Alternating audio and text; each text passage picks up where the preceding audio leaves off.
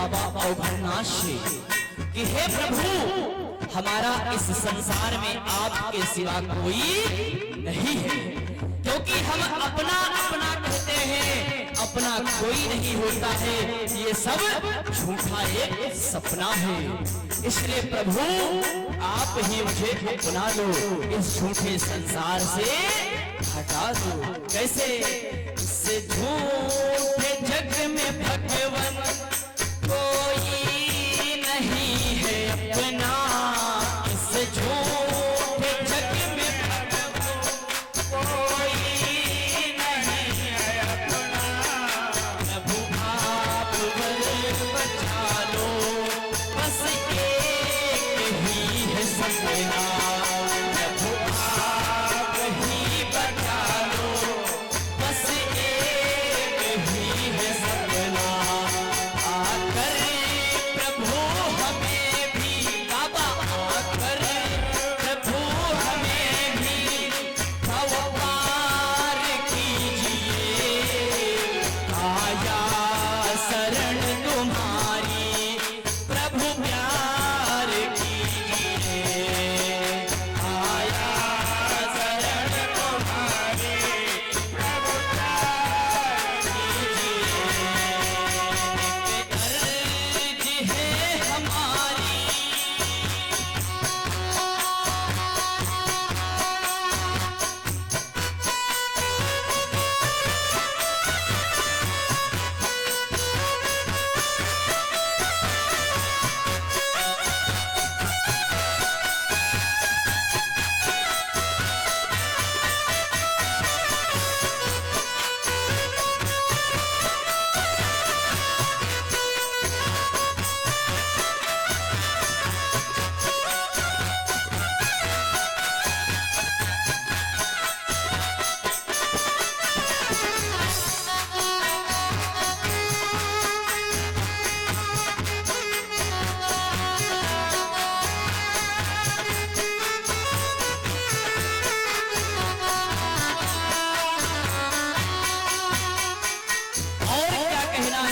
अवघरनाथ से कि हे मेरे बाबा, मैं जैसा भी हूँ सो आपका हूँ, मैं अपराधी हूँ सो आपका हूँ, जैसा भी हूँ भगवान सो आपका हूँ। अपराधी, अज्ञानी, कामी, क्रोधी कैसा भी हूँ, भगवान मुझे क्षमा करके आप मुझे अपना बना दो। कैसे? अपराधी हूँ मैं भगवान, अज्ञानी हूँ मैं भगवान, अपराधी हूँ मैं भगवान,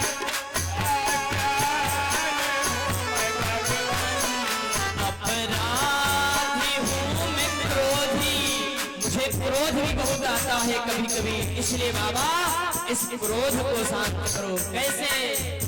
अपराधी हूँ मैं क्रोधी, अज्ञानी हूँ मैं भगवान, अपराधी हूँ मैं क्रोधी, अज्ञानी हूँ मैं भगवान। अपना मुझे बना लो, आता नहीं है पूजन, अपना मुझे बना लो, आता नहीं है पूजन।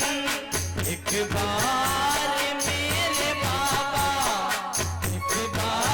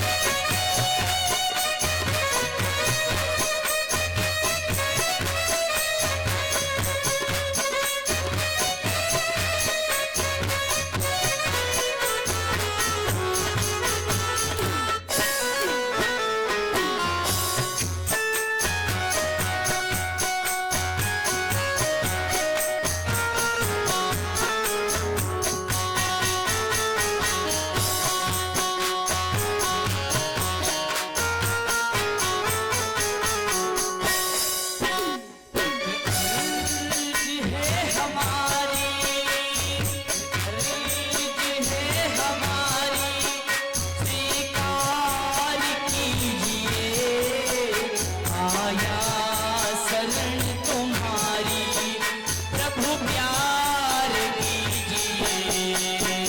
एक अर्ज है हमारी स्वीकार कीजिए। शरण तुम्हारी प्रभु प्यार कीजिए। है हमारी स्वीकार कीजिए। आया शरण तुम्हारी प्रभु प्यार कीजिए।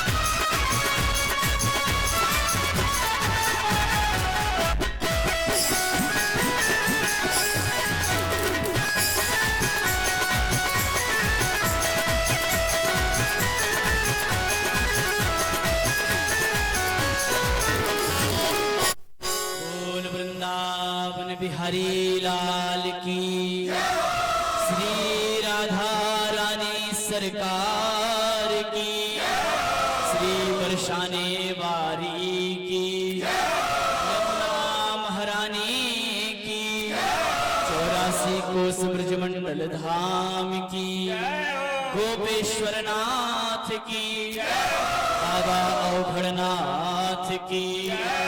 जय जय श्री राधे हरि शरणम। अकारण करुणा वरुणालय भक्तवांछा कल्पतरु तड़ित विडंबित पीतांबरधारी अनंत कोटि ब्रह्मांड नायक मर्यादा पुरुषोत्तम भगवान श्री राम एवं लीला पुरुषोत्तम भगवान श्री कृष्ण, श्री राम कथा एवं श्री कृष्ण कथा के परम रसिक श्री हनुमान जी महाराज एवं श्री वेद व्यास जी महाराज, परमहंस संत शिरोमणि श्री सुखदेव जी महाराज एवं श्री तुलसीदास जी महाराज भगवत हित की कृपा प्रदान कर रहे परम पूज्य श्री सद्गुरुदेव भगवान, माई बाप एवं श्रीमद् भागवत महापुराण की पावन कथा में पधारे हमारे सभी आचार्य वृंद एवं हमारे सभी वाद्य यंत्र पर सहयोग दे रहे गंधर्वजन, आप सभी तक साउंड सर्विस के माध्यम से इस ध्वनि को दूर दूर तक पहुंचा रहे हमारे बबलू भैया एवं यूट्यूब के माध्यम से लाइव प्रसारण करा रहे हमारे अखिलेश भैया और संजय भैया एवं भगवान की मंगलमयी पावन चर्चा में पधारे हमारे सभी श्रोता समाज भाई वृंद एवं नन्हे मुन्ने बाल गोपाल, सभी को इस व्यास मंच की ओर से शत शत नमन, दास की ओर से सभी के श्री चरणों में शत शत नमन एवं दास की ओर से सभी के श्री चरणों में प्रणाम। बड़े ही सौभाग्य की बात कि हमारे ग्राम व नगर क्षेत्र मोहल्ले में बाबा अवघड़नाथ के पावन दरबार में ये भगवान की मंगलमयी पावन कथा प्रारंभ हुई है। जिसका आज द्वितीय दिवस रात्रि काल की बेला अपने ठीक समय से प्रारंभ हो चुकी है। इसलिए निवेदन यही करूंगा कि जहां तक भी मेरी आवाज पहुंच रही हो, आप सभी भगवत प्रेमी भक्तजन भगवान की मंगलमयी पावन कथा को श्रवणार्थ आप बाबा के दरबार में कथा पांडाल में पधारें एवं भगवान की मंगलमयी पावन चर्चा को श्रवण कर अपने इस जीवन को धन्य बनाएं। क्योंकि बड़ी सौभाग्य है कि हमारे ग्राम में, नगर में ये उत्सव, 7 दिवसीय उत्सव रखा जाता है और हमें उसका आनंद लेने को मिलता है। इसलिए भैया आप सब अवश्य पधारें और भगवान की मंगलमयी पावन चर्चा को श्रवण कर इस जीवन को धन्य बनाएं। क्योंकि आपका ये मानव तन सार्थक तभी है जब आपने इस मानव तन में भगवान का भजन कर लिया। और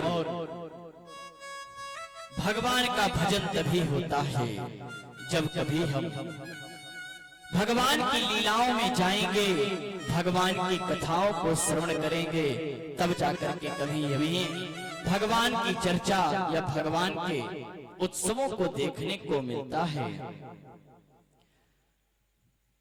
बड़ी ही क्षणिक कथा हम सबने माध्याह्न काल की बेला में श्रवण की।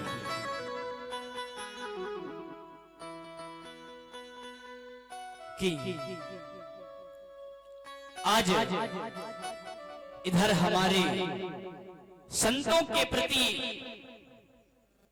श्री नारद जी महाराज का प्रेम एवं वात्सल्य जो रहा और संतों की संग करके, सत्संग करके नारद जी महाराज बहुत बड़े संत हुए थे एवं उनकी बड़ी लीला उन्होंने इधर अनन्य लीलाओं को करके इधर श्री नारद जी महाराज आज हरिद्वार में आनंद के नाम के तट पर बैठ करके भगवान की कथा सौनकादिकों से श्रवण कर रहे हैं। यहाँ तक की कथा हम और आपने बड़े ही भाव के साथ भगवान की मंगलमयी पावन चर्चा को श्रवण किया था। तो आइए भगवान की चर्चा में प्रवेश करने से पहले प्रभु श्री राम को प्रणाम करें, उसके बाद इस चर्चा में हम सभी प्रवेश करेंगे। आइए बड़े भाव के साथ 2 बार नाम लेंगे, उसके बाद इस पावन चर्चा में प्रवेश करेंगे। मधुर मधुर नाम सीताराम सीताराम, मधुर मधुर नाम सीताराम सीताराम, मधुर मधुर नाम सीताराम सीताराम, मधुर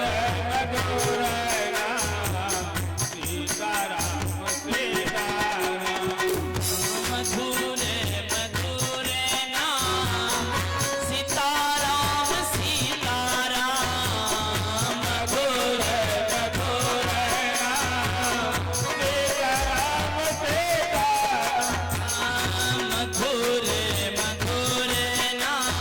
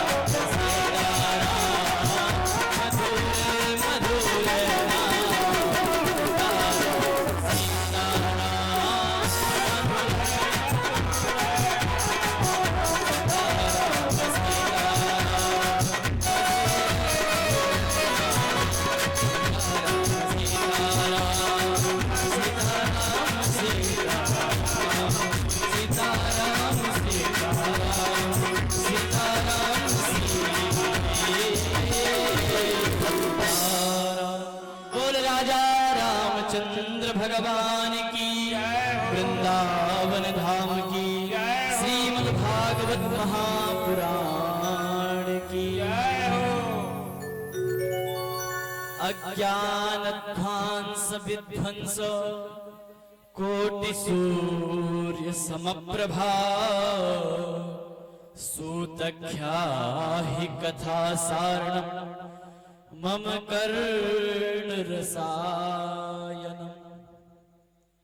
यत्फलं नास्ति तपसा न योगेन समाधिना, लभतं तस्य ते लभतौ कलौ केशव कीर्तनम्।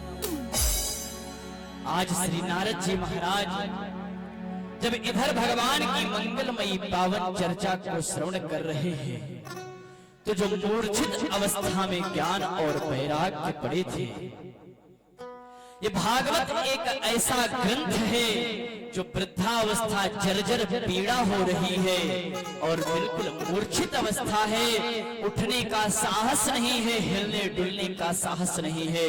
भक्ति महारानी परेशान हो रही थी। नारद जी महाराज आकर के उन्हीं के लिए ये भागवत श्रवण की है और साप्ताहिक विधि वहीं से प्रारंभ हुई। इधर जब श्री नारद जी महाराज अनन्य ऋषियों के साथ जब कथा प्रारंभ हुई है, तो हजारों जगह से जहां पर पता चला है, सूचना पहुंची है कि भगवान की कथा हो रही है हरिद्वार में आनंद तट पर, तो सभी संत महात्मा ऋषि अपने अपने सारथी बालक विद्यार्थियों के साथ दौड़ते भागते भगवान की चर्चा, इस उत्सव का आनंद लेने के लिए भगे आ रहे हैं। इधर जिन गृहस्थियों को भी पता पड़ रहा है, गृहस्थी अपने बाल परिवार के साथ आ रहे हैं। कहां से ऋषि आए हैं। पुष्करम चा प्रयागम चा काशीम गोदावरीम तथा हरिक्षेत्रम कुरुक्षेत्रम श्रीरंगम सेतु बंधनम। अरे हरि क्षेत्र कुरुक्षेत्र हर जगह से आकर के सभी संत महात्मा आज हरिद्वार को एक दीपक की तरह संत महात्माओं से प्रज्वलित किया है। सभी आकर के भगवान की कथा का आनंद लेने लगे। इधर जब भगवान की कथा प्रारंभ हुई, तो भक्ति महारानी भी इस कथा में भाग लेने के लिए आई और नारद जी महाराज से कहने लगी, महाराज आप मुझे बताओ कि सबका स्थान आपने दिया है प्रभु, मेरा स्थान कहां पर है। तो नारद जी महाराज कहते हैं कि अरे मेरी माँ, आपका स्थान तो हम सभी भक्तों के हृदय में है। जब आप हमारे हृदय में बैठोगी तो हमारा दिल रोमांचित होकर के कड़कड़ में रोम रोम में भगवान का नाम प्रज्वलित होने लगेगा। इस प्रकार भक्ति महारानी सभी के हृदय रूपी इस मनवाणी पग को पवित्र करने के लिए बड़े ही भाव के साथ ताता थैया करके नृत्य करके भगवान की कथा का आनंद ले रहे हैं। इधर इस प्रकार जब भगवान की कथा हुई, तो ज्ञान और वैराग्य का जो मूर्छित अवस्था थी वो जागृत हुई है और ये दोनों बालक पुनः अपने स्वरूप में स्वतः अपने स्वरूप में आकर के भगवान के भजनों का आनंद लेने लगे हैं और भगवान श्री कृष्ण की सेवा कण कण में अणु अणु से तन मन धन से हर प्रकार से प्रभु की सेवा में लग गए, क्योंकि आज इनको भी पता चला है कि भागवत से क्या है। जब इस प्रकार ज्ञान वैराग्यों ने अपनी मूर्छित अवस्था को दूर कर दिया, तब परीक्षित ने सूत जी से परीक्षित ने व्यास जी से एक प्रश्न कर दिया कि स्वामी, यदि ये भागवत ऐसी है कि मूर्छित व्यक्ति को भी जागृत कर सकती है, तो क्या मेरा एक प्रश्न और है। तो सुखदेव स्वामी यही कह रहे हैं, भैया अरे तुम प्रश्न करो, उत्तर देने के लिए पूरा ब्रह्मांड बैठे हैं यहाँ। ये चर्चा इसीलिए हो रही है कि आप प्रश्न करो, 6 दिनों में उत्तर ही दिए जाएंगे। अब तो परीक्षित ने यही प्रश्न किया कि महाराज यदि ये भागवत से यदि ज्ञान और वैराग्य की मूर्छित अवस्था दूर हो सकती है, तो क्या पापियों का भी कोई कल्याण हो सकता है? जब ऐसा प्रश्न किया तो व्यास जी ने कहा कि भैया परीक्षित, आप कह रहे हो पापी का, अरे पापी तो दूर धरो, जो महापापी हो उसका भी कल्याण करने वाली ये भागवत है, क्योंकि इसका नाम ही यही है, पापियों को पाप से है तारती। श्री भागवत भगवान की है आरती। इसलिए आप कह रहे हो पापियों की, तो ये महापापियों को भी तारती है। परीक्षित ने प्रश्न कर दिया, बोले महाराज महापापी कौन होते हैं, और यदि किसी महापापी को तारा भी है तो आप कृपया करके मुझे विस्तार पूर्वक समझाएं। फिर तो सूत जी ने, इधर व्यास जी ने, सुखदेव जी ने कहा, परीक्षित यदि आप ये जानना चाहते तो आप थोड़ा ध्यान से सुनो। अब राजा परीक्षित को गोकर्णोपाख्यान की कथा विस्तार से सुना रहे हैं। कह रहे हैं कि एक ये गंगा के तट पे कथा हो रही है, इसी के किनारे एक गांव पड़ता है, इसी के किनारे एक गांव है, उस गांव में एक ब्राह्मण देवता रहते हैं, बड़े ही संतोषी ब्राह्मण हैं, बड़े ही निष्ठुर हैं, अपने ब्रह्मचर्य का पालन करते हुए नैष्ठिक क्रियाओं में हर समय लगे रहते हैं। और ब्राह्मण देवता सब चीज से सुखी हैं, धन है, दौलत है, माल है, खजाना है, लेकिन ब्राह्मण देवता को सिर्फ एक ही चीज नहीं है जिससे वो दुखी है। वह क्या नहीं है? सिर्फ ब्राह्मण देवता एक संतान से दुखी है। और इस संसार में यदि हमारे और आपके पास सब कुछ है प्यारे, घर है, मकान है, गाड़ी है, बंगला है, बीवी है, और यदि छोटा सा यदि बालक नहीं है तो वह घर एक शमशान की तरह लगता है। इसलिए आज महाराज आत्मदेव जी को बड़ी ही हृदय से कष्ट हो रहे हैं कि मेरे कोई बालक नहीं है। महाराज को कष्ट है, लेकिन इनकी पत्नी, उनका नाम है धुंधली, वो जैसी धुंधली है उसी प्रकार उनका काम भी है। और भैया धुंधले का अर्थ भी यही होता है कि गंदा। क्योंकि कभी भी आप किसी डॉक्टर के पास जाओ अपने नेत्रों का परीक्षण करवाने के लिए, तो यदि वो आपके नेत्र खराब हैं तो आपसे उंगलियां दिखा करके पूछे कि ये कितनी है, तो यदि आपके नेत्र नहीं सही हैं तो आप यही कहोगे कि मुझे धुंधला दिख रहा है। तो धुंधले का अर्थ ही है कि गंदगी, ये गंदा दिख रहा है, और यदि नेत्र सही है तो हमको अच्छा दिखेगा।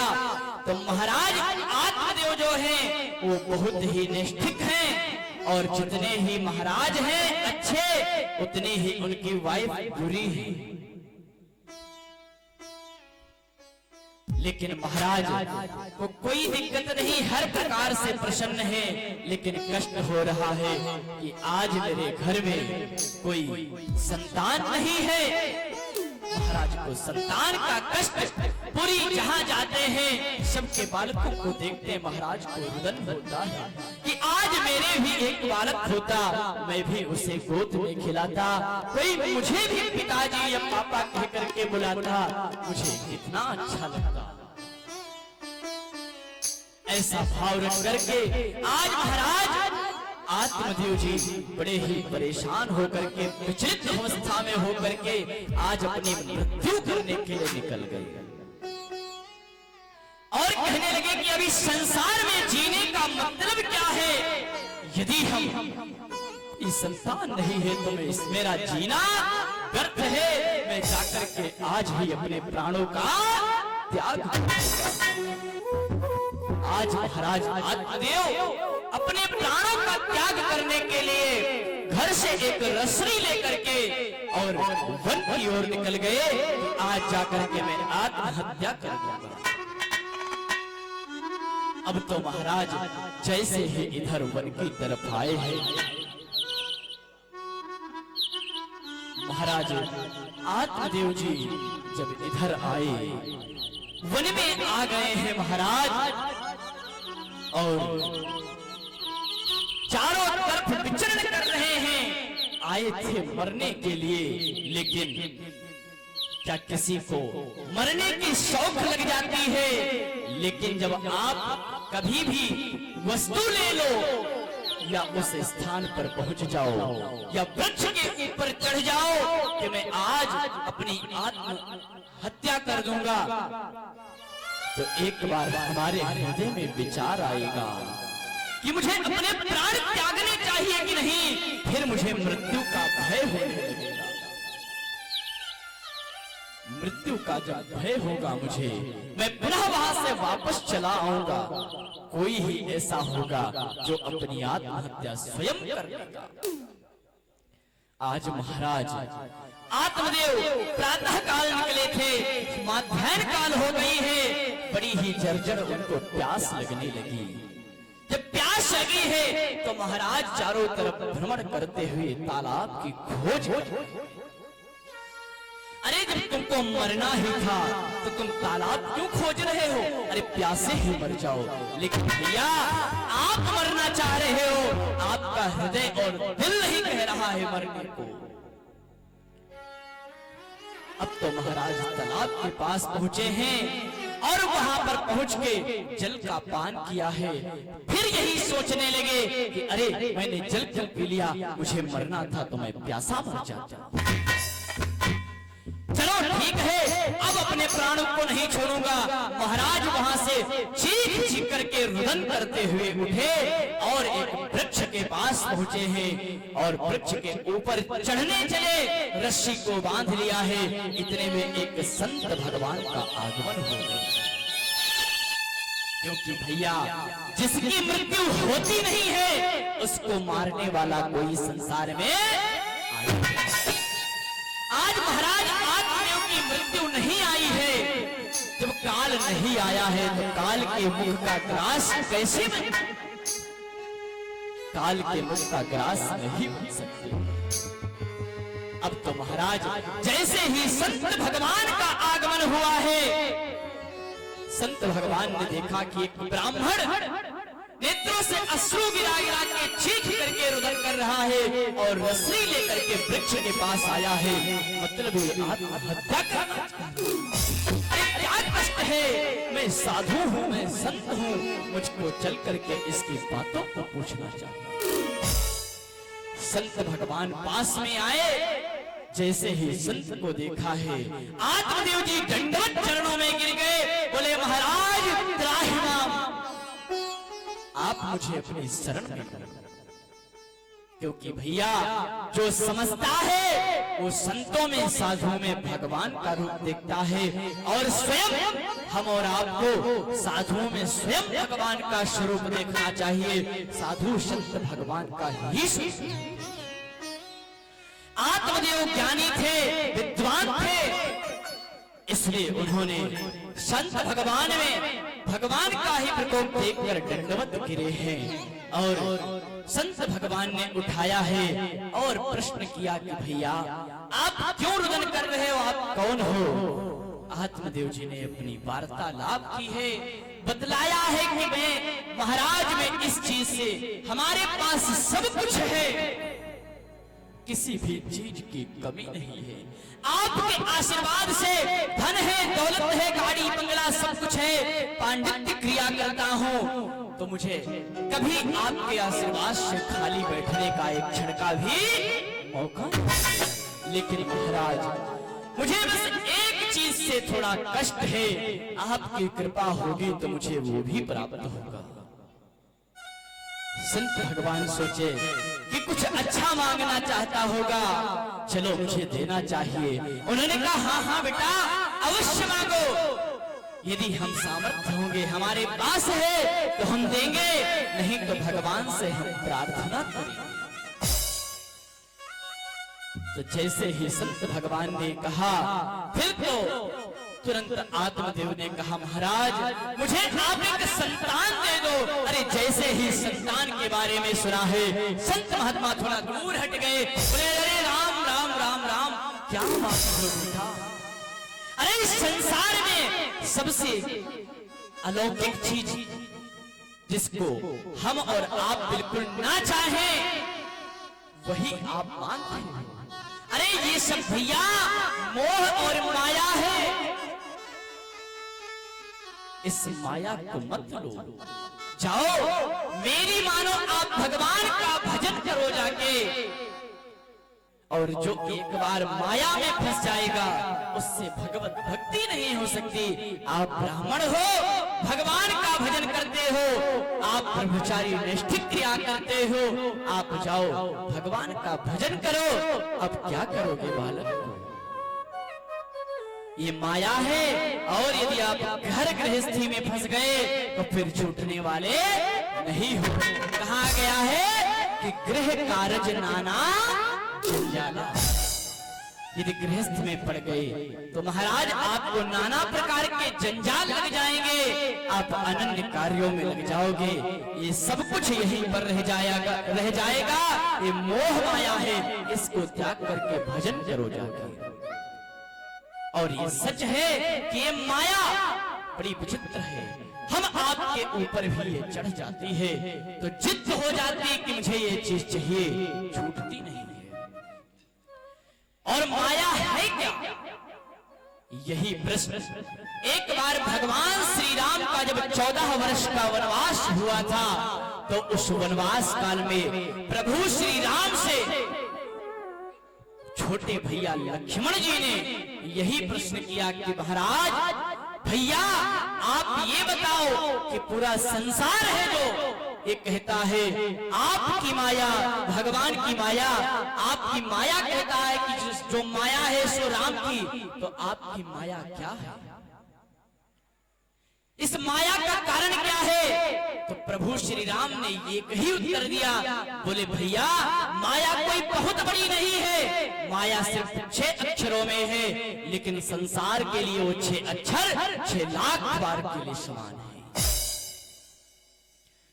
इसलिए 6 अक्षर वो कौन है? राम जी कह रहे हैं मैं यरु मोरे तोरते माया, मैं यरु मोरे तोरते माया।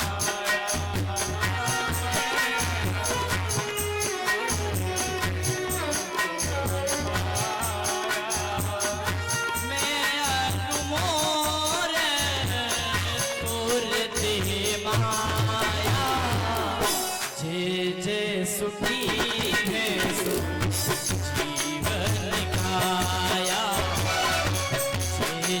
सुखी है जीवन काया।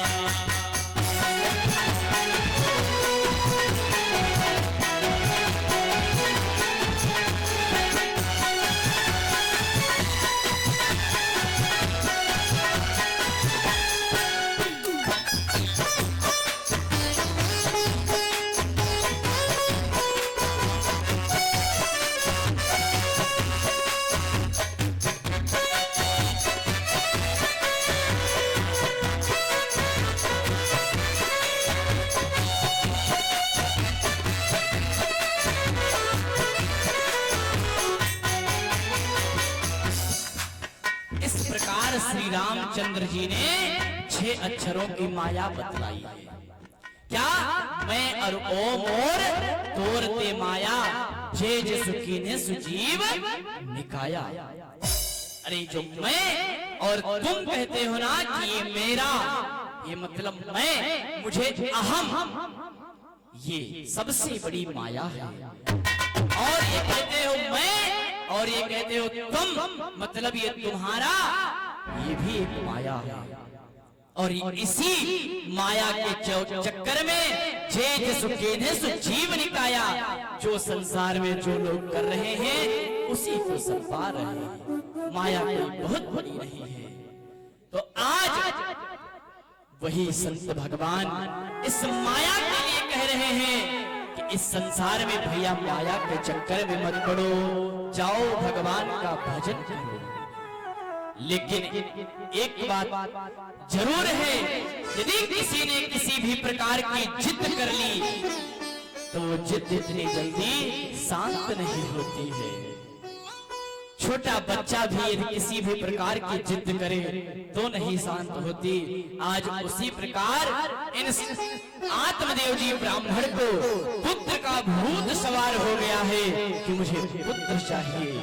अब तो पुत्र के लिए लालायित हो रहे हैं और संत भगवान से कहने लगे, महाराज आप मुझे पुत्र दो, और यदि आपने पुत्र नहीं दिया तो आपके चरणों में ही मैं अपना प्राण त्याग दूंगा।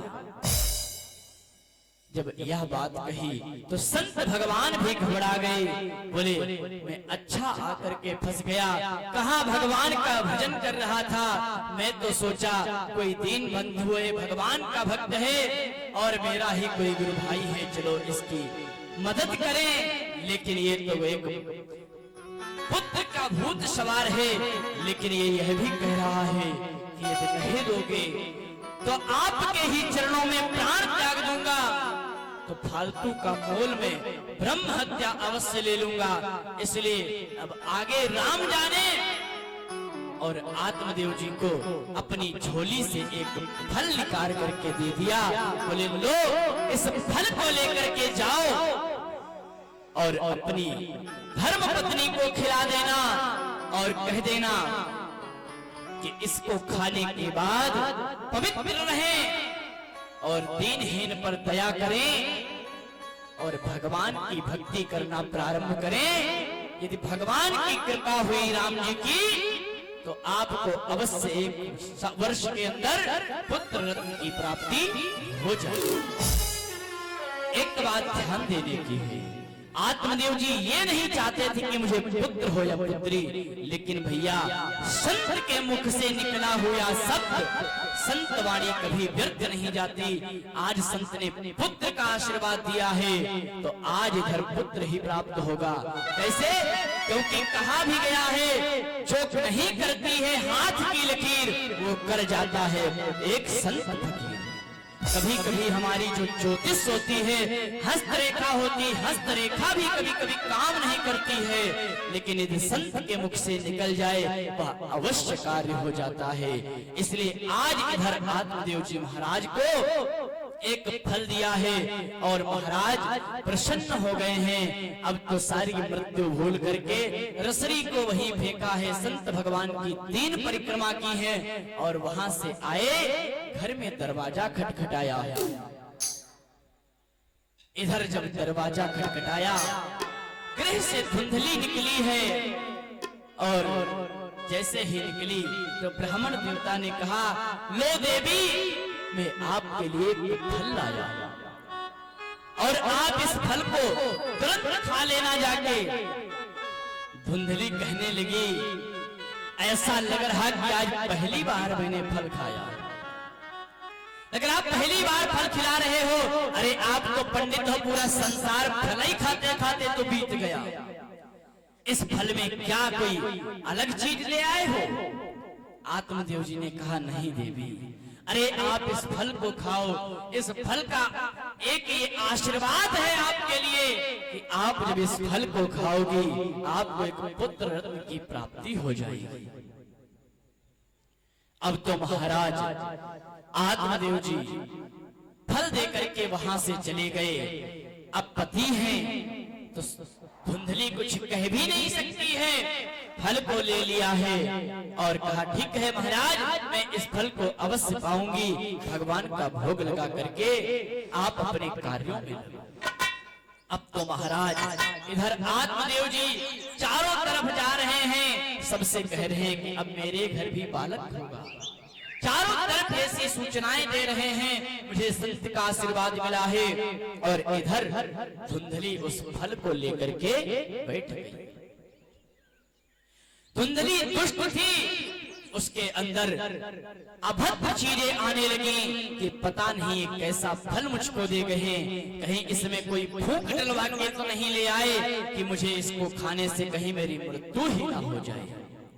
पता नहीं कोई टोना टटका हो, मैं ऐसे इस फल को खाने वाली नहीं हूँ, पता नहीं मुझे मारना ही चाह रहे हो और इस घर को अकेले हड़पना चाह रहे हो।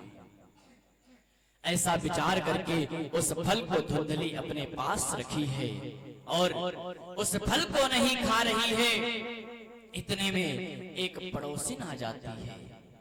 पड़ोसिन आई, पड़ोसिन से वार्तालाप हुआ तो पड़ोसिन ने कहा, अरे बहन तुम बाहर नहीं दिखी, आज कहीं मेरे घर में नहीं आई, क्या बात हो गई है और आज तुम्हारे मुखमंडल पे यह उदासी कैसी छाई है? जब मुखमंडल पे उदासी को कारण क्या है आप मुझे बताओ। तब तो धुंधली ने कहा, अरे बहन तुमसे क्या छिपाना, तुम तो मेरी यही की बहन हो। आज पंडित जी एक फल लाए हैं और इस फल को कह रहे हैं खा लो, इसको खाने से पुत्र प्राप्त होगा। अरे बहन तू बता क्या कोई फल खाने से कोई बालक या बालिका का जन्म होता है? अरे मुझे तो लग रहा बहन कि जन्म इससे तो नहीं होगा, लेकिन मुझे एक यही डाउट है कि कहीं मेरी मृत्यु ना हो जाए, कि कहीं मेरा शरीर ना छूट जाए। इसलिए देवी मैं इस फल को नहीं खाने वाली हूं। और धुंधली ने उस फल को रख लिया। बहन कहने लगी कि अरे फल देवी पंडित जी लाए हैं तो आप इस फल को खा लो। अरे यदि नहीं बालक या बालिका का जन्म होता है, यदि नहीं पुत्र का जन्म होता है तो कोई इससे नुकसान भी नहीं होगा, इस फल को खाने से कोई नुकसान भी नहीं होने वाला है और इससे आप अवश्य खा लो। और फिर तो श्री धुंधली देवी इस बात को नहीं मान रही हैं और फल को नहीं खाई। बोली नहीं बहन, मैंने सुना है कि चलो ठीक है फल खा भी लिया और कहीं सचमुच मुझे गर्भ धारण हो गया, यदि मेरे गर्भ में एक शिशु आ गया तो बहन मैंने सुना है कि गर्भवती स्त्री बड़े ही कष्ट झेलती है, अरे बड़ी पीड़ाएं होती हैं। बहन मैं कैसे सहन कर पाऊंगी, मैं इन पीड़ाओं को कैसे झेलूंगी? इसलिए बहन और मैं खा लूं, लेकिन फिर भी ये भी सुना हूं कि फल को खाने से कहीं मुझे पुत्र रत्न मिल भी गया तो आप ये बताओ कि गर्भवती स्त्री को बड़े नियम करने होते हैं। अरे मैंने सुना है कि मुझे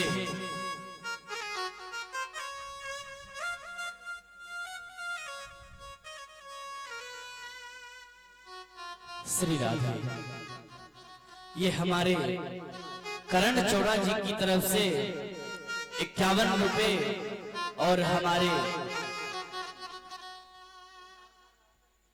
और श्री लालता किशोर दीक्षित जी की तरफ से 101 रुपए भागवत भगवान के चरणों में आए हैं। भगवान इनका मंगलमय जीवन कल्याण करें। बोल वृंदावन बिहारी लाल की जय हो। इस प्रकार धुंधली प्रश्न कर रही, कुतर्क कर रही है कि बहन, मैंने सुना है कि इस फल को खाने से कहीं गर्भ धारण हुआ और मेरे गर्भ में यदि बालक आ गया तो मैं कहीं आता यदि घर परिवार में कहीं आग लग जाए, तो यदि आग लग गई सब तो भग करके अपनी जान बचा लेंगे, मैं अपने गर्भ में लिए हुए बालक को कहां दौड़ पाऊंगी। चलो इसका भी सहन कर लूंगी, लेकिन बहन ये भी सुना है कि गर्भवती स्त्री कोई कार्य धारे नहीं कर पाती, ज्यादा वजन सामग्रियां नहीं उठा सकती है। तो बहन, तुझको तो पता है कि मेरे घर में कोई नौकरानी नहीं, सब काम तो मैं ही करती हूँ। अरे बहन, तुझको तो सब दिखता है कि पंडित जी कैसे हैं, सारा कार्य प्रातः से लगा के सायं तक हमारे हाथों में है, मैं कैसे इसको सहन करूंगी। इस प्रकार धुंधली के अनन्य कुतर्क चलते गए, अभद्र शब्द बोलती चली गई और कुतर्क उदाहरण बहुत सारे हैं, सबको प्रणाम करेंगे। इस प्रकार एवं कुतर्क योगेना तत्फलम नैव भक्षितम्, धुंधली ने फल को नहीं ग्रहण किया, पड़ोसी परेशान होकर के वहां से अपने घर चली आई है। अब तो इधर जब पड़ोसी वहां से चली आई और इतने में फिर धुंधली उस फल को लेकर के बैठ गई। कुछ समय व्यतीत हुआ, महाराज जी आत्मदेव जी ने पूछा, देवी क्या आपने उस फल को खाया? धुंधली कहती, महाराज क्या आपको भी हम पर शक होता है? अरे मैं आपकी पत्नी हूँ और आपने दिया था, मैं तो तभी खा ली थी। और महाराज एक बात और है, जब से मैंने फल खाया है मुझे कुछ लाभ दिख रहा। धुंधली झूठ बोल रही है। अब तो धुंधली ने इसी प्रकार झूठ बोलकर टाली। कुछ समय व्यतीत हुआ, इधर धुंधली की बहन कंकाली उसके घर आई। जब कंकाली आई तो कंकाली को भी धुंधली ने सारी बात बताई कि ऐसे ऐसी बहन है, ऐसी ऐसी बात है मेरी बहन, अब तू बता मुझे क्या करना चाहिए। कंकाली बड़ी होशियार थी। आज देखो बहन बहन में भी कितनी होशियारी हो गई, बड़ी होशियार है। कंकाली के 10 बालक हो चुके हैं, 11वां गर्भ में है। जैसे ही इस बात को सुना, कंकाली ने कहा, बहन तू मेरी बहन है, किसी और की नहीं है, और तेरा दुख मैं समझ सकती हूँ। और रही बात एक फल की, तो यदि आपके पंडित जी लाए हैं इस फल को, तो लो इस फल को ले जाओ, और आपके द्वार पे एक गाय भी बांझ है, उसको भी आज तक कोई बछड़ा या बछिया का जन्म नहीं हुआ, ले जाओ इसको खिलाओ। इसको खिलाने से उन संत का इस फल का परीक्षण भी हो जाएगा। और रही बात तुम्हारी, तो मैं अपना बालक तुमको देने को तैयार हूं। अरे तू मेरी बहन है और इस बालक के बदले मुझे थोड़ा बड़ा धन दे देना, मैं अपने पति का मुख बंद कर दूंगी।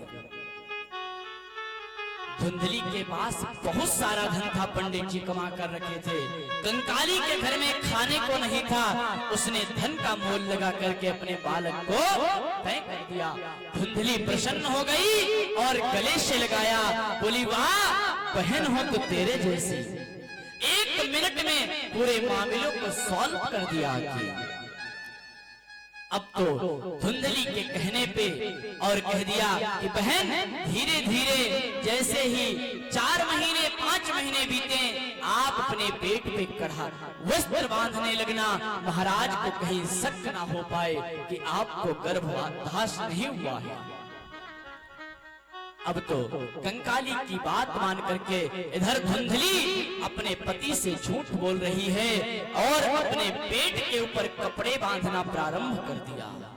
धीरे धीरे कपड़े बांध रही है। जैसे समय विपरीत आ रहा है, धुंधली अपने कपड़े बढ़ाती चली गई। आज इधर धुंधली का और इधर कंकाली का नवा महीना प्रारंभ हुआ। धुंधली अजीब अजीब से नाटक करने प्रारंभ कर दिए कि मुझे ये पीड़ा हो रही है, मुझे ये हो रहा है, महाराज मुझे तो लग रहा है खुशी आज या कल में ही आने वाली है। आत्मदेव बड़े प्रसन्न है। बालक के आने की खुशी में हलवाई लगवा दिए चारों तरफ कि जब मेरा बालक होगा मैं पूरे नगर में मिष्ठान बंटवाऊंगा और चारों तरफ टुकड़ियां बजवाऊंगा कि आज मेरे बालक का जन्म हुआ है। महाराज बड़े प्रसन्न हैं और पत्नी क्या धोखा दे रही है। इधर नवा महीना लगा है और धुंधली वस्त्र बढ़ाई पीड़ाएं बढ़ा रही हैं, अपनी झूठे नाटक कर रही है। लेकिन एक दिन आया, इधर कंकाली को बालक हुआ। रातों रात कंकाली के पति ला करके इधर धुंधली को रात में ही बालक दे दिया। प्रातः काल होते ही धुंधली ने सारे कपड़े निकाल के फेंक दिए और महाराज सैया पे विश्राम कर रहे थे। धुंधली जाकर के महाराज को जगाई, कहने लगी महाराज बधाई हो, आपको लाला का जन्म हुआ, आपके घर में पुत्र का जन्म हुआ। महाराज ने जैसे ही उस कंकाली के लड़के बालक की रुदन की आवाज सुनी, महाराज प्रसन्न हो गए और उस बालक को गोद में लिए और बड़े ही प्रसन्न हैं। चारों तरफ सभी को बुलवा करके इधर नाच गाने मिठाइयां बंटवा रहे हैं, सब कुछ कर रहे हैं कि आज मुझे एक बालक का जन्म हुआ है। और इधर जिस फल को गऊ को खिलाया गया था, आज कुछ समय विपरीत इधर आज गऊ माते ने भी उस फल को खाकर के गर्भ धारण किया था, क्योंकि वो संत का दिया हुआ फल था। आज इधर गऊ ने भी एक बछड़े का जन्म दिया है। लेकिन आश्चर्य की बात यह है कि गऊ का बछड़ा है, गऊ का बछड़ा होकर के भी कान जो है, इधर जिस फल को गऊ ने खाया था, एक सुंदर आश्चर्य की बात यह कि एक सुंदर मनुष्य का रूप धारण किए हुए एक बालक का जन्म हुआ, लेकिन कर्ण जो थे वो गऊ की तरह थे, इसलिए उसका नाम यहाँ से रखा गया गोकर्ण। बोल गोकर्ण भगवान की। इधर गोकर्ण भगवान का भी जन्म हो गया और इधर आत्मदेव जी अपने इस बालक का जन्म तो मना ही रहे हैं और चारों तरफ ग्राम व नगर क्षेत्रवासी कह रहे हैं कि महाराज तुम्हारी जय हो। अरे भगवान देते हैं तो छप्पर फाड़ के देते हैं, अरे नहीं दिया तो अभी तक नहीं, और दिया तो बताओ आज आपकी गाय को भी एक बालक का जन्म होगा। महाराज धन्य हो, आज आपकी पूजा प्रतिष्ठा सार्थक हो गई। इस प्रकार सभी ग्रामवासी महाराज को बधाई दे रहे थे और इसके बीच एक दिन आत्मदेव जी ने इधर अपने गऊ से जो प्रकट हुए गोकर्ण भगवान, इनका नाम तो गोकर्ण रख ही दिया और इधर अपने इस बालक का भी नाम रखना चाहे। बोले देवी आज मैं अपने इस बालक का भी नाम रखना चाहता हूँ। धुंधली तुरंत बालक को गोद से छीन ली। बोले महाराज आप इसका नाम रखोगे? अरे मैंने 9 महीने गर्भ में रखा है, क्या पीड़ाएं होती हैं वो मुझे पता है। अरे मैंने कितनी दर्द सही है आपको क्या पता है। आप तो सिर्फ शयन किए और दर्द यदि मैंने सही है तो नाम भी मैं रखूंगी। महाराज ने कहा अरे देवी बालक तो हमारा ही आपका है, आप नाम रखो या मैं रखूं, आप रख लीजिए कोई बात नहीं। ऐसी बात कह करके आज धुंधली ने कहा कि मेरा नाम है धुंधली, तो मेरे बेटा का नाम भी मेरे से ही होना चाहिए। तो आज अपने बेटे का नाम रख दिया धुंधकारी। धुंधकारी का अर्थ भी यही होता है कि जो गंदा ही समझो, और धुंधकार से यानी अज्ञान से प्रकाश की ओर ले जाने वाले श्री गोकर्ण जी महाराज। तो इधर धीरे धीरे बालक बड़े होने लगे। जैसे ही बड़े हो रहे हैं सबके कृत्य बढ़ते जा रहे हैं। इधर गोकर्ण भगवान जो हैं नैष्ठिक पिताजी की तरह अपनी पूजा प्रतिष्ठा में रहते हैं, भगवत भक्ति करते हैं। और इधर धुंधकारी अत्याचारी होने लगा। गोकर्णो पंडितो ज्ञानी धुंधकारी महाखला। धुंधकारी महाखल होता चला जा रहा है। और इधर गोकर्ण भगवान महापंडित महाविद्वान हो गए। धीरे धीरे एक दिन आज ऐसा आने लगा कि महाराज, एक दिन आज ऐसा आने लगा कि महाराज गोकर्ण जी को अपनी प्रतिष्ठा पूजा पिताजी के किए हुए कर्तव्यों पे चारों तरफ नाम हो रहा कि एक इनका बालक। और इधर जो धुंधली अपने बालक को समझती धुंधकारी, आज वही बालक माँ बाप को ताने दे दे के बड़े ही कष्ट दे रहा है। इधर धुंधकारी बड़े ही अत्याचार करना प्रारंभ कर दिया। चारों तरफ नगर क्षेत्र में यदि किसी भी प्रकार का कोई भी कृत्य होता है धुंधकारी अवश्य पहुंच जाता है। और धुंधकारी ज्यादातर कहाँ रहता है, जहां पर जुआ या मदिरा पान हो रहा धुंधकारी वहां हर समय पड़ा रहता। मांस मछली खाने लगा। महाराज ब्रह्मचारी थे, घर में प्याज लहसुन का भी त्याग था, लेकिन धुंधकारी आज उन्हीं के घर में आकर के मांस मछली का भक्षण कर रहा। जितना ही नाम था उतना ही बदनाम कर दिया। अब तो इधर धुंधकारी के जब अत्याचार बढ़ने लगे चारों तरफ से, इधर आत्मदेव जी महाराज को उल्हने सुनने को मिलने लगे। अब तो जब इस प्रकार उन्हें सुनने को मिले तो आज आत्मदेव जी पुनः मरने के लिए निकल पड़े। पहले भी मरने गए थे कि संतान नहीं थी, और आज भी मरने के लिए निकले हैं कि ये संतान हो क्यों। संतान ना हो फिर भी कष्ट है, और यदि अभद्र हो जाती है तो भी मुझे कष्ट होता है।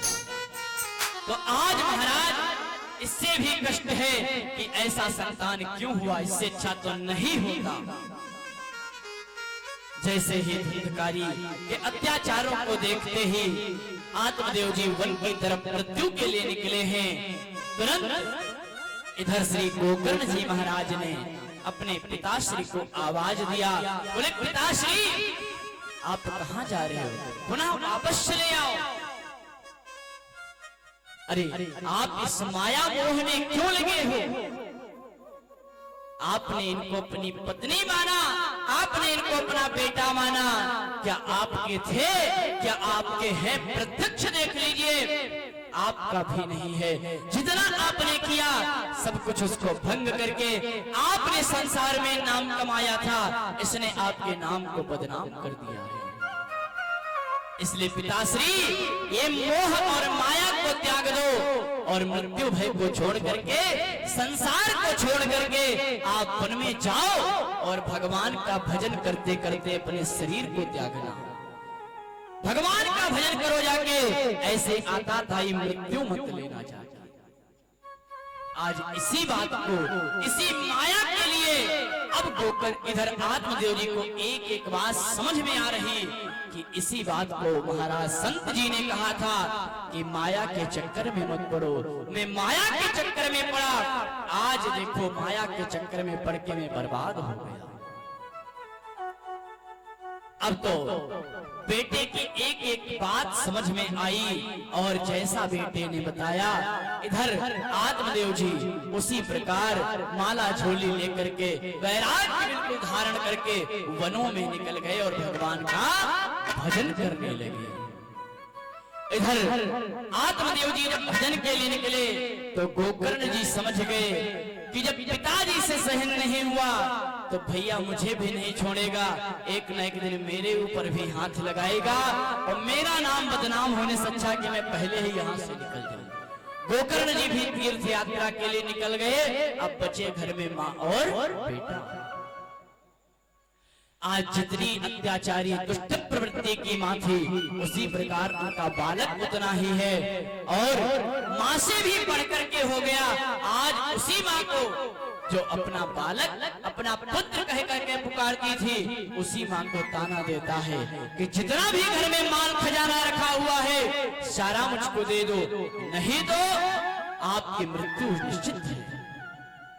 इस प्रकार के जब बयान देने लगा तो धुंधकारी इस प्रकार जब कहा तो धुंधली ने कहा, भैया इस घर में रह क्या गया है, सब कुछ तो तुमने उड़ा दिया। धुंधली ने कहा, यदि आपको मेरी बात समझ में आ रही है तो आप हमें छोड़ करके इस संसार से कहीं चले जाओ। लेकिन धुंधकारी ने कहा, आप हमें जाने को कहती हो, हम ये कह रहे हैं कि आप सारा सामान माल खजाना दे करके आप अपना स्थान देख लो। और ऐसा ये बड़ी विचित्र स्थिति है, ऐसा कभी नहीं करना चाहिए। अपने माँ बाप को घर से बाहर नहीं करना चाहिए। आज धुंधली से ऐसे जिसने अपने बालक का माना था और आज वही बालक ताने दे करके भगाने की कह रहा है। और ऐसे बालक आज भी हैं धुंधकारी की तरह, रोडों पे अपने माँ बाप को छोड़ के चले जाते हैं। जो आज अनाथालय में माँ रह रही हैं, वो कौन है? हमारी आपकी ही माँ है, कोई ऊपर से नहीं टपकी थी, हमारी आपकी ही माँ है और हम आप ही जाकर उनको रोड के किनारे छोड़ देते हैं। अरे उन्होंने मुझे छोटे से लगा के बड़ा कर दिया, आंचलों का दुग्ध पिला पिला के मुझे बड़ा किया है, फटे फटे वस्त्र स्वयं पहन करके मुझे सुंदर वस्त्र धारण कराई, सूखी रोटी खा करके मुझे अच्छी रोटी खिलाई है। लेकिन आज मेरे अंदर यदि कुछ आ गया तो मैं आज उनको रोड पर छोड़ दूं। ये कहाँ का धर्म है भैया? लेकिन देखने को मिलता है पीड़ा बड़ी कठिन है। धन्य है वो माँ जो फिर भी आशीर्वाद देती है अपने बालकों को कि जाओ, मुझे छोड़ दिया लेकिन जाओ, जहाँ रहो वहाँ तुम सुखी रहो, प्रसन्न रहो। माँ कभी बच्चे को अपने दूर नहीं करती है, क्योंकि माँ की एक वात्सल्यता ही ऐसी होती है जो अपने बालक को कभी दूर नहीं करना चाहती। बालक कितना भी बिगड़ जाए लेकिन माँ की नजरों में वो सदैव सही रहता है। माँ कभी अपने मुख से कह ही नहीं सकती कि ये मेरा बालक बिगड़ गया है, या इतना उसकी गलती कभी भी इतनी बुरे से नहीं स्वीकार करेगी। एक प्रकार यदि बालक कत्ल करके आ जाए फिर भी यदि कोई कह दे, माँ नहीं विश्वास करेगी कि मेरा बालक किया हुआ। इस पे आरोप लगाए जा रहे हैं, ऐसी भावनाएं की, लेकिन ये सच है कि बालक करके आता है और बालक दूसरों की बात छोड़ो अपने ही माँ बाप के गलों को काट देता है। इसलिए बड़ी विडंबना है आज धुंधकारी अपनी माँ को इसी प्रकार ताने दे रहा है कि सुन रही हो, जितना भी माल खजाना है सारा निकाल के रखना और मैं जा रहा हूँ और आने तक सब कुछ बाहर होना चाहिए, और यदि नहीं हुआ तो तुम्हारी क्या हालत होगी और किस प्रकार मैं मृत्यु दंड दूंगा, ये तुमने कभी अपने जीवन में नहीं सोचा। एक बेटा अपनी माँ से कह के जा रहा और यह कह करके इधर धुंधकारी चला गया और धुंधली विचार करने लगी कि ये दुष्ट है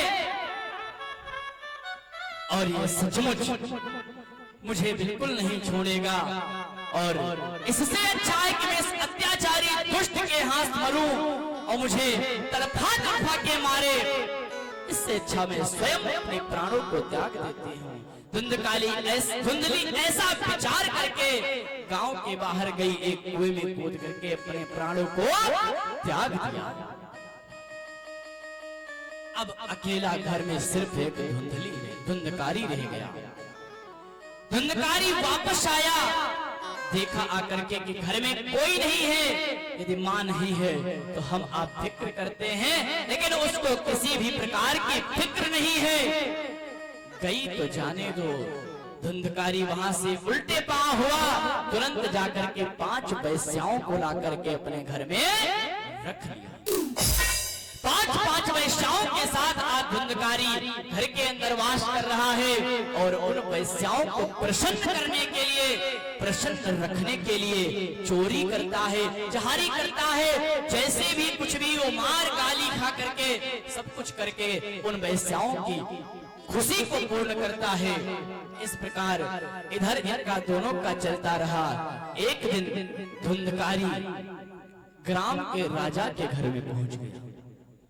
जब राजा के वहां पहुंच करके धुंधकारी ने बड़ी चोरी की, फिर तो राज दरबार में खुलासा हुआ कि भैया आज यहाँ चोरी हुई है और इस चोर का पता लगाया जाए। जब ऐसी बात फैली और इधर धुंधकारी उस माल को लेकर के जब घर आया तो पांचों वैश्याएं कह रही हैं कि अरे आप इतना ये सब कहां से लेके आए? तो धुंधकारी यही कहता, अरे आप अमन चैन से रहो, यहाँ तो लानी। इधर फिर कुछ समय पर्यंत वैश्याओं को भी पता चला कि ये राजा के वहां का है और हम प्रजा सब यहाँ बसी है, हमारे घर में अवश्य एक एक घर में छानी पड़ेगी तो हम पकड़े जाएंगे और ये तो मारा जाएगा, इसके साथ में हम पांचों की भी जान चली जाएगी। इसलिए एक काम करते हैं, आपस में सब विचार की कि चलो हम ही ना, यदि ये उनके हाथ मरेगा इससे अच्छा हम ही इसको मार डालते हैं। विचार करो कि जिन वैश्याओं को लेकर के आया था धुंधकारी, आज वही उसको मारने जा रहा है। ऐसा करके धुंधकारी को जब शाम को धुंधकारी घर आया तो खूब सारी मदिरा लाई और एक एक करके पांचों वैश्याएं खूब मदिरा पिलाई। धुंधकारी कह रहा, अरे देवी आज बड़ी सेवा हो रही है, क्या है? वैश्याएं कह रही, अरे महाराज आप तो पीते जाओ, आज मेरे खुशी का दिन है। लेकिन कोई नहीं बता रहा कि क्या है। धुंधकारी नहीं समझ पाया और उन वैश्याओं के हाथ से ले लेके शराब पीता चला गया। इतनी ज्यादा मदिरा का पान कर लिया कि होशो हवास हो गया, कोई उसको उथल पुथल शरीर की नहीं रह गई। फिर तो वैश्याओं ने एक पलंग पर उसको लिटाया और पूरे शरीर का बंधन करने लगे, पूरे शरीर का बंधन करने लगे। धुंधकारी अब समझने लगा कि अब तो लग रहा है ये मुझे मारना चाह रही है। धुंधकारी थोड़ा चीखने लगा, आवाज करने लगा। जब इस तरह आवाज करने लगा तो आपस में एक ने कहा, अरे बहन यदि इसने आवाज किया गांव या मोहल्ले वाले पड़ोसी सुनेंगे, घर में आएंगे, समझ जाएंगे हमारी भी चोरी पकड़ी जाएगी, हम भी मारे जाएंगे। एक उपाय करते हैं। दूसरी वैश्या ने कहा, क्या उपाय है बहन? उसने कहा, जाओ आग जल रही है, उसमें अंगारा जल रहा है, जाओ एक लाल लाल अंगारा ला करके इसके मुंह में ठूस दो, ये तड़प तड़प करके मर जाए। ऐसा विचार करके इधर बंधन बांध करके एक वैश्या जाती है, चूल्हे से अग्नि को निकालती है, चैला ला करके इधर धुंधकारी के मुख में धुंधकारी तड़प तड़प करके मरने लगा। चिल्ला भी नहीं पा रहा है, हाथ पैर बंधे हैं, पटक नहीं पा रहा है। इस प्रकार करके धुंधकारी लास्ट में अपने भी प्राणों को त्याग दिया। इधर धुंधकारी की अकाल मृत्यु हुई है और जिसकी अकाल मृत्यु होती है उसकी आत्मा को कभी शांति नहीं मिलती है, वो हर वक्त भटकता रहता है। इधर धुंधकारी की अकाल मृत्यु हुई है। अब तो इधर ये अकाल मृत्यु के कारण इधर उधर भटक रहा है और एक दिन ये बहुत बड़ा महाप्रेत बन गया। सभी के घरों में लगने लगा, भूत प्रेत बन करके इधर उधर घूमता है, सबको डरा रहा है। एक दिन इतना बड़ा प्रेत बना कि सब अपने घरों से निकलना बंद कर दिया। अब तो इधर पांचों वैश्याओं ने इधर